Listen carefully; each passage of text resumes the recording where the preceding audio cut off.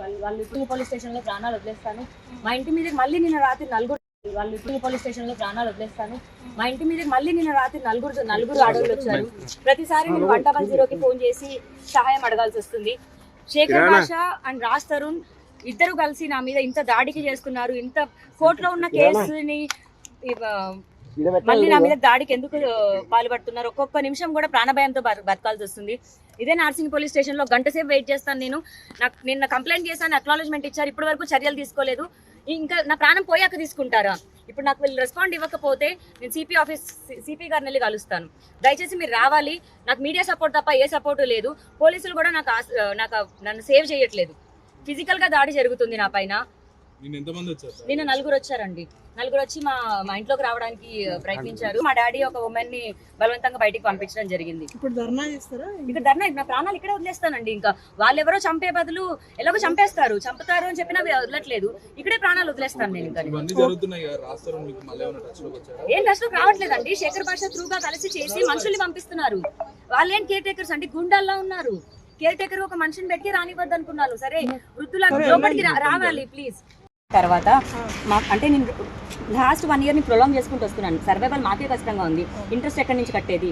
రాస్తారని ఫోన్లే లేపని పరిస్థితిలో ఇంట్రెస్ట్ కట్టలేమండి, ఆగండి అని నేను ఏదో కప్పు పుచ్చుకుంటూ వస్తున్నాను. మీడియాలో అంతా ఈ గొడవ చూసిన తర్వాత వాళ్ళు ఆగలేక 2 days టైం ఇచ్చారు. ఇవ్వలేనండి, 2 days కాదు, నా తల తాకట్టు పెట్టినా నేను డబ్బులు ఇప్పుడు తీసుకురాలేను అన్నాను. తీసుకురాని పక్షంలో 1 weekలో వచ్చి ఆక్యుపై చేసుకుంటామన్నారు. నేను 10 రోజులైనా గడువు ఇవ్వండి అన్నాను. లేదు, నిన్నటి నుంచి కౌంట్ చేసి 1 weekలో తీసుకుంటామన్నారు. That means 6 days. Packing start చేశానండి. ప్యాకింగ్ స్టార్ట్ చేసేసాను. నాకు సేఫ్టీ చాలా ఇంపార్టెంట్. విదిన్ 2-3 daysలో నేను సామాన్లు అన్న వెన్నాల్సి షిఫ్ట్ చేసుకుంటాను. రాజు వాళ్ళ పేరెంట్స్ని కూడా అడగడం జరిగింది, మీకు ఏమైనా సామాన్లు కావాలా అని. రాజుతో మాట్లాడి చెప్తామన్నారు.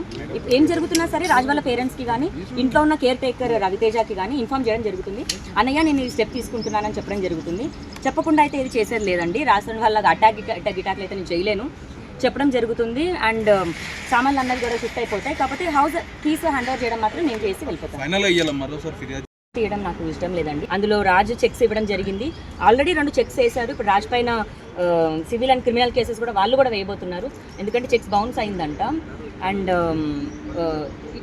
మాకు ఇప్పుడు ₹1 కోటి వరకు ఇంటి మీదే అప్పు ఉందండి. ఇన్ని రోజులు మేము చెప్పలేదు, పర్సనల్ విషయం కాబట్టి ఎందుకు పరుగు పోతుందని చెప్పలేదు. ఈ రోజున వాళ్ళు మా ఇల్లు అని వచ్చి చెప్పారు కాబట్టి ₹1 కోటి 10 సంవత్సరాల ముందు ₹1 కోటి కొన్న ఇల్లు ఇది పెడితే మరి 10 సంవత్సరాల నుంచి వాళ్ళు ₹1 కోటి తీసుకున్న అప్పుడు మరి ఎన్ని కోట్లు ఇప్పుడు రాజధాని నుంచి బయటకు కడతాడో నేను చూస్తాను.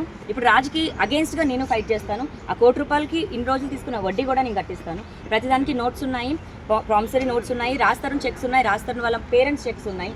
రాజలక్ష్మి గారు కానివ్వండి, బసవరాజ్ మిడమర్తి గారు కానివ్వండి, అందరు చెక్స్ ఉన్నాయి. వాళ్ళందరిపైన ఇప్పుడు చెక్ బౌన్సెస్ కేసెస్ కూడా వేస్తున్నారు.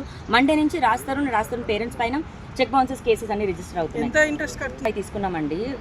₹1.5 లక్షలు తీసుకున్నారు. 10 లక్షలు ఇవ్వాల్సి వచ్చింది. సినిమా చేస్తానని అడ్వాన్స్ తీసుకున్నాడు.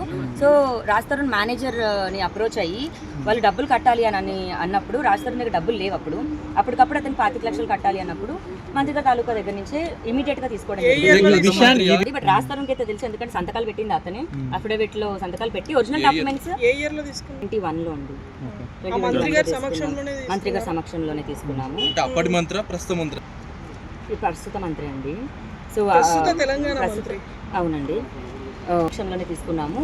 మొత్తం 55 lakhs అయింది. దానికి ఇంట్రెస్ట్ మరి 2 years నుంచి ఇప్పుడు ఇంట్రెస్ట్ కట్టినా సరే నేనైతే హౌస్ రాష్ట్రానికి అయితే ఇవ్వను. ఎందుకంటే నా పరిస్థితి ఏంటి అన్నది నా కేసు తేలే వరకు అయితే ఇవ్వనివ్వను. నేను తిరిగి వాళ్ళని కోరింది అదే. నేను ఆడపిల్లగా ఇంకా మరి నాకు ప్రభుత్వమే న్యాయం చేయాలి. కోర్టులో కేసు ఉంది కాబట్టి నేను సేఫ్గా కూడా ఉండాలి. కాబట్టి ఇక మీదట నేను ఎక్కడ ఉండబోతున్నాను ఏంటి అన్నది నేను ప్రైవేట్గా ఉంచుకోవాలి. కాబట్టి ఇక్కడ నుంచి నేను వెళ్ళిపోతున్నాను. హౌస్ వాళ్ళు ఆక్యుపై చేసుకుంటారు. అండ్ పావని బోల్వాడ్లో విల్లా నెంబర్ 13 లావణ్య ఇల్లు కాదు, రాజధాని ఇల్లు కాదు. ఇల్లు ఇప్పుడు అదే అండి. ఇప్పుడు ఎవరైతే అప్పు తీసుకున్నామో వాళ్ళే 1 weekలో రిజిస్టర్డ్ డాక్యుమెంట్ రాజధాని పేరు మీద ఉన్నప్పటికీ దాంట్లో మేము గడువు లోపు కట్టనప్పుడు ఆక్యుపై చేసుకోవచ్చు అనే కండిషన్స్ అప్లైస్లో కూడా రాజధాని సైన్ చేయడం జరిగింది. సో ఇప్పుడు వాళ్ళు తీసుకున్నప్పుడు మరి వాళ్ళకే చెందుతుందండి.